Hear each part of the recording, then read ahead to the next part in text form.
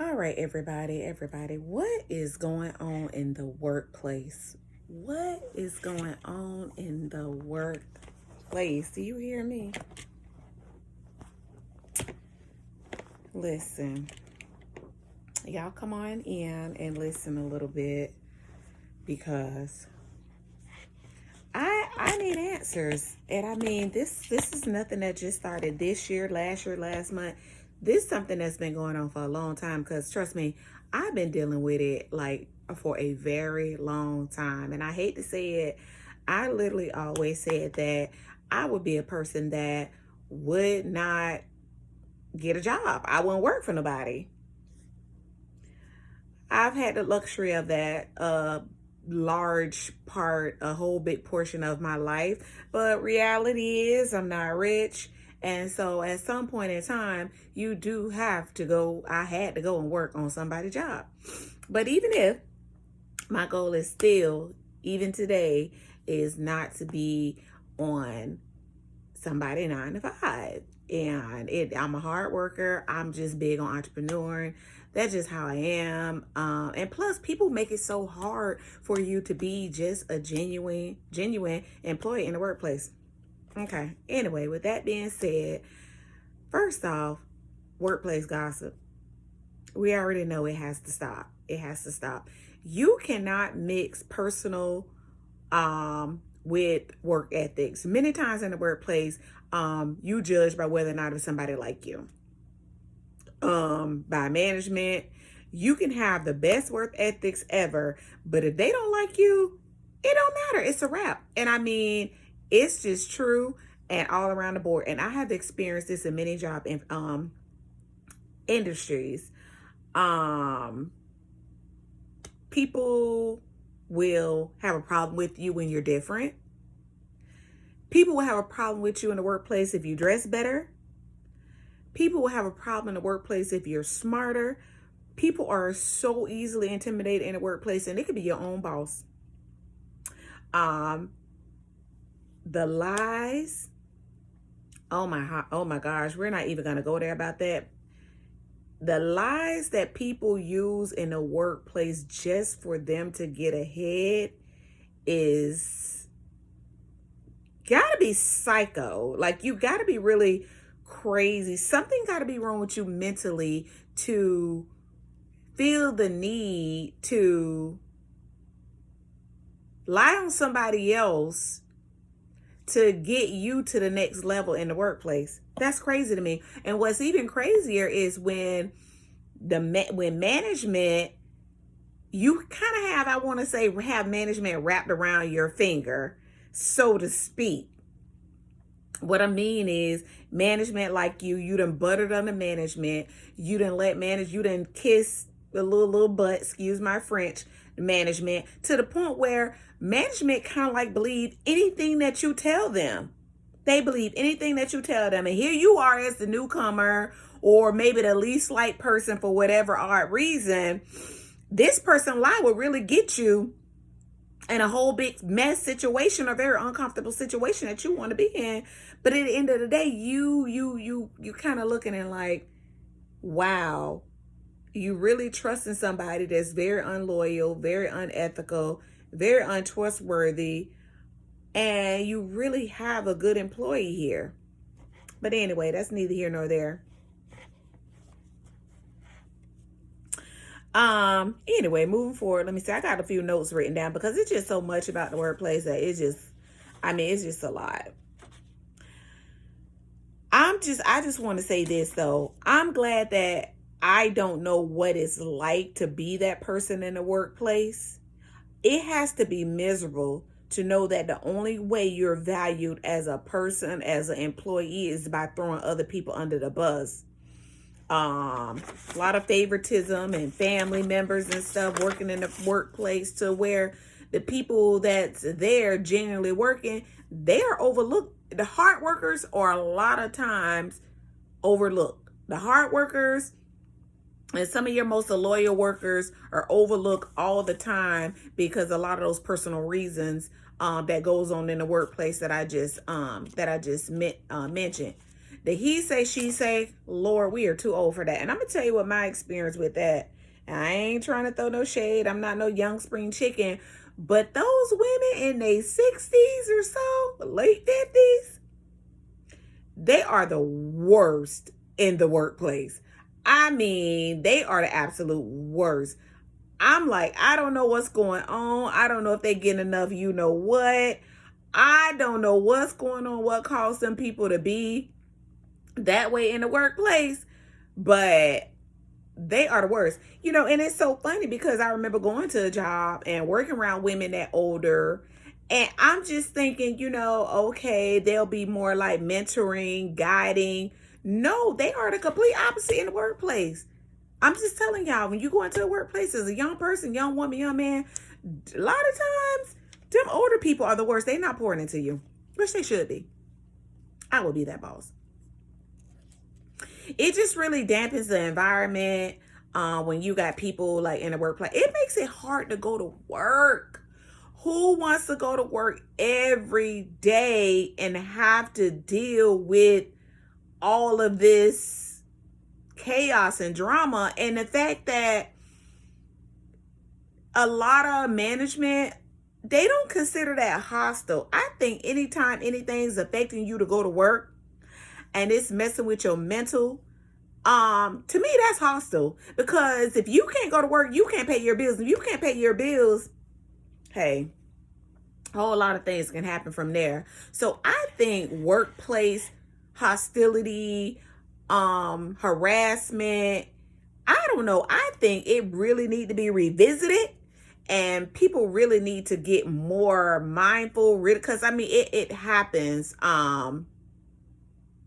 It happens more than we think, more than we know.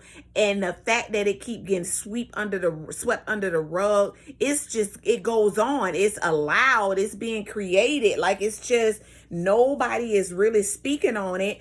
Because you know why? A lot of times, because you got those of us that's just, you know, either we get fed up and we leave, or we just sit there and we take it. We don't do anything about it because we feel like once we speak up on it, it's only going to get worse. And a lot of times that's happening. We really need somebody to get in here and fix this and just, I don't know, we need some workplace facilitators or something. Trust me, I would love to be the one to walk through a workplace and just call it out. I've been well versed in it, But anyway, workplace gossip creates erosion of trust and morals, loss of productivity, and wasted time. It increased anxiety among employees as rumors circulate without clear information as to what is and isn't the facts. And when it's happening in management, it's horrid because the higher ups create the overall environment. If they're negativity, if they're negative, usually the workplace is as well. Because I feel like the directors, it starts from the higher up. They set the stage of what it's gonna be. So a lot of times when you got a messy workplace, there's a messy boss. Bottom line, somebody up there is messy. Because they really do set the tone for the business, which I think a lot of companies, you know, are great companies. But like, for instance, I work for an airline, and when I tell y'all the absolute worst, I mean the absolute worst. It was here in Atlanta, Georgia, and I'm just gonna call it out there. It was Southwest Airlines. Now, hunty, I've never been treated so horrible in my life, coming in as a new employee for no reason, nobody knowing me, just for some of the simple things that I mentioned above. They was worrying about my work clothes, what I wore, what I had on, how I wore it. I mean, overlook the work ethics, how great I was serving the customers. They were too busy worrying about me. I don't know if they thought I wanted a job or I was qualified to get their job. I'm talking about, and most of this that I was getting from Southwest Airlines was coming from management. I was even attacked verbally and pretty much almost physically in the break room by an employee that been there well over 20 years, or wearing her 60s or 70s, witnessed by management. And do you know that, let's just put it like this, they're still there and I'm not there. They even covered for this employee, acting like they didn't even see anything of what she did to me. I mean, it was bad. I've literally really went home in tears many times from that job. You know, not so much as tears of feeling sad, but tears of feeling just so angry. And, you know, knowing that you really got to keep your composure and keep yourself, you know, don't really go down to that person level. Sometimes that's really hard. So you got to find a way to really let that out without, you know, assassinating your own character, is how I feel about that. But it was horrible. It was horrible. And I just don't see where something like that, a person should be allowed to treat a person, a human being, that way. I'm like, how do you go home at night and sleep knowing that you have treated a person so horrible for no reason, just because that person simply just appeared and all that person want to do is just come to work? I can go on and on about that, but I would tell anybody, you know, like I said, those seniors or the ones that's been there for so long, they are so intimidated by these new people coming in to, it's ridiculous. But Southwest Airlines, honey, when I tell you, it is the most ghettoest place I have ever worked. And I say that to say this, when I visited Dallas, their headquarters, complete opposite. Very professional, very kind, friendly, welcoming, accepting people. So in that training, you're thinking like, yes, I'm with an awesome, amazing company, which by far it is an amazing company. But what's so sad about it is how one of their, whatever you want to call it, one of their places, their stationary places in Atlanta, really, if they knew what was going on, I think they would be embarrassed to even say that those people were a part of Southwest Airlines. They definitely do not represent what the company as the way the company is presented in Dallas. I'll just say that. They make it look bad. And I think they really need to go through there and really, really revamp. Big time. I have watched those employees treat the customers really bad. I'm talking about, I witnessed this on many occasions. I mean, the stuff that I witnessed, the way they entice those customers, they instigated most of the arguments, and they deliberately did not provide superior customer service to help that customer to the best of their ability. Do you hear me? I seen it with my own eyes, even when I was in training. And I pretty much I'm just a customer service person. I'm big on customer service. So I would question it even in training, because I'm like, no, I don't want to be that. That's not the employee that I want to be. Because if I was coming to Southwest Airlines, I wouldn't want to get on a flight. I wouldn't want to be treated like that. So therefore, I wasn't going to treat anybody like that. My trainers simply had a problem with me because I wanted to provide exceptional customer service, whereas they wanted to treat the customers really bad. I mean, they were stereotyping.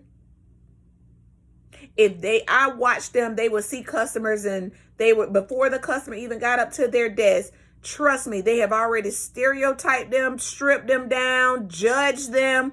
And by that, by their own bias in their head, that is how they treated that customer and represented that customers. There was things they could have did to help a customer, but because they judged them, they pretended like they couldn't do it. I mean, I watched so much going there, and I just think Dallas really need to get in there. Dallas, if y'all listening, y'all really need to send a mystery person in there, a mystery employee in there. Very neutral, not nobody that's easily influenced, because baby, you know you got those. And I'm talking about, this ain't just employees.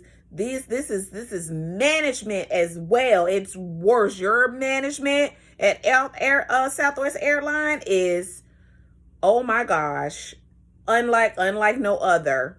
Unlike no other. You know what they told me? They told me they didn't think I was Southwest material.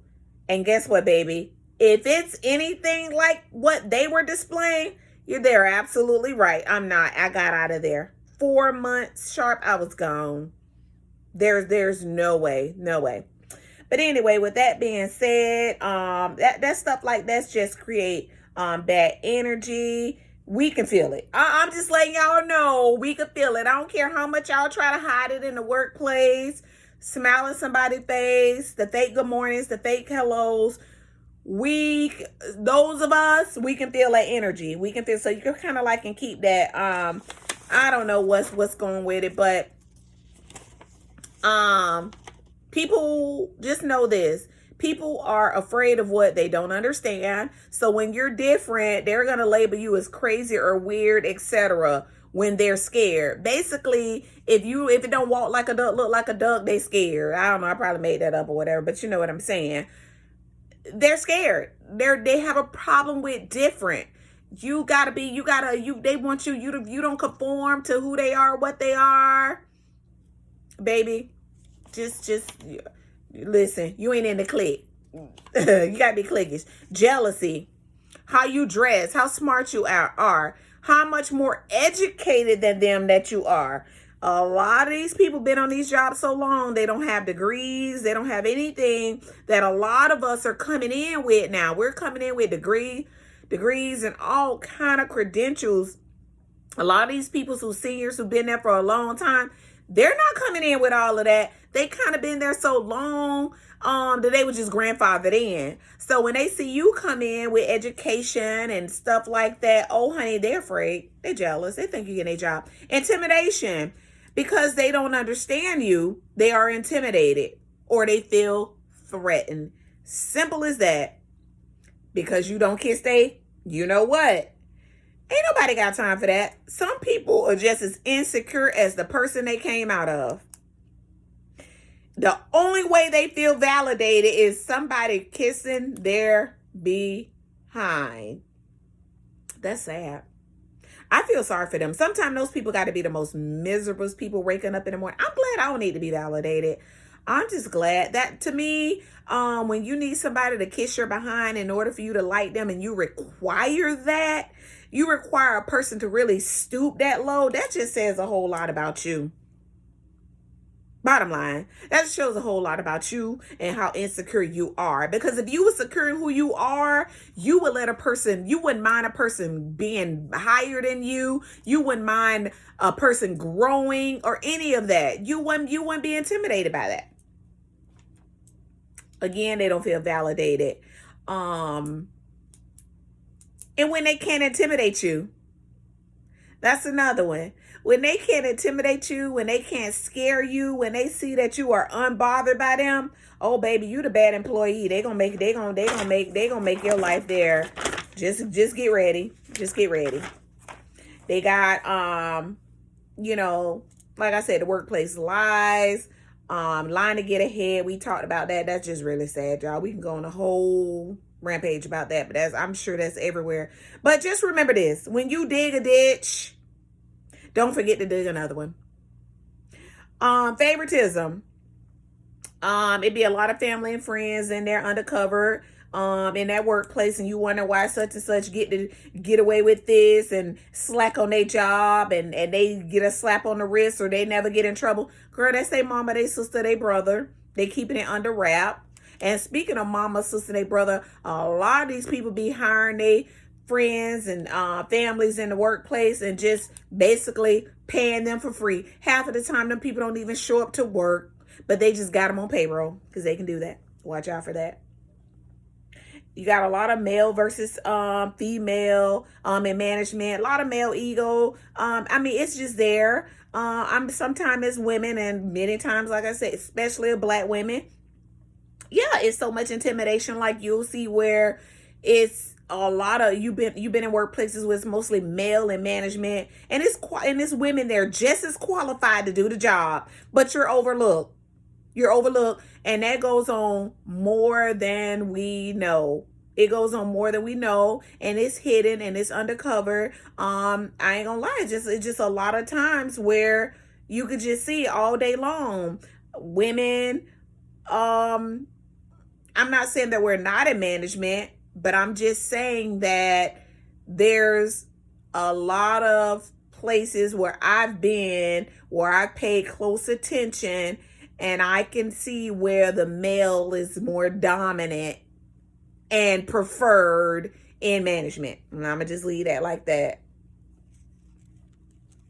Again, like I said, most workplaces you would think like, are we in high school?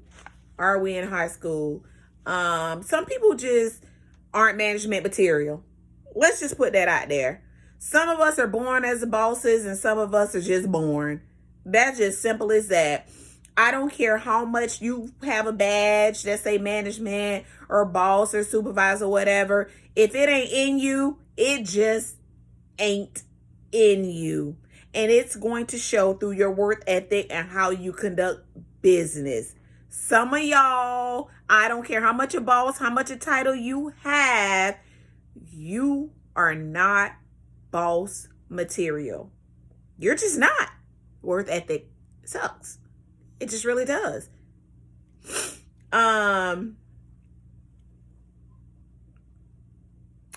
But that's pretty much all I really have. If you guys got any comments on this, if you experience this, please feel free to hit me up, write a comment, send a message, because I would love to talk about this further. I would love to get some of your stories and go live and just really talk more about this to see how is it going for y'all in the workplace?